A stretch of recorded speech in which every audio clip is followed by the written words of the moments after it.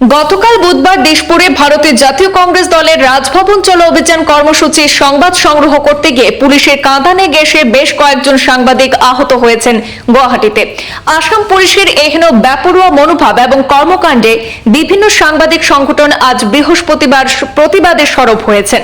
আসাম পুলিশের কাঁদানে গ্যাস ছোড়ার ঘটনায় অন্যান্য সাংবাদিক সংগঠনের সাথে একমত পোষণ করেছে এবং তীব্র প্রতিবাদ জানিয়েছে লক্ষ্মীপুরের পূর্ব কাছাড় প্রেস ক্লাবের কর্মকর্তারাও। আজ বৃহস্পতিবার লক্ষ্মীপুর সমজেলা আয়ুক্ত কার্যালয়ের সম্মুখে সমবেত হয়ে পূর্ব কাছাড় প্রেস ক্লাবের কর্মকর্তারা কালো বেজ পরিধান করে ঘটনার তীব্র প্রতিবাদ জানিয়ে নিন্দা এবং ধিক্কার জানিয়েছেন। পুলিশের এহেন কর্মকাণ্ডের নিন্দা জানিয়ে শীঘ্রই ঘটনার তদন্তের দাবি জানান প্রেস ক্লাবের কর্মকর্তারা। এদিন উপস্থিত ছিলেন পূর্ব কাছাড় প্রেস ক্লাবের কবির আহমেদ লস্কর, পুলক কুমার দাস, অমর দাস, শাহাদত আলী বড়ভূঁইয়া, ঘূর্ণি সিং, দীপিকা মল্লিক প্রমুখ। লক্ষ্মীপুর পূর্ব কাছাড় প্রেস ক্লাবের পক্ষ থেকে এখানে সমবেত হয়েছি।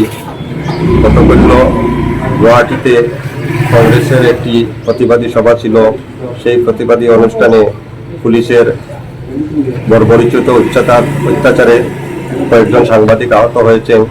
এই সাংবাদিকদের উপর আক্রমণের প্রতিবাদে আজ আমরা লক্ষ্মীপুর ডিস্ট্রিক্ট কমিশনার কার্যালয়ের সামনে দাঁড়িয়ে সেই ঘটনার প্রতিবাদ জানাই এবং কালো বেজ পরে আমরা এই ঘটনার নিন্দা জানিয়ে আমরা আজকে সাংবাদিকের উপর আক্রমণের ঘটনার নিন্দা জানাই।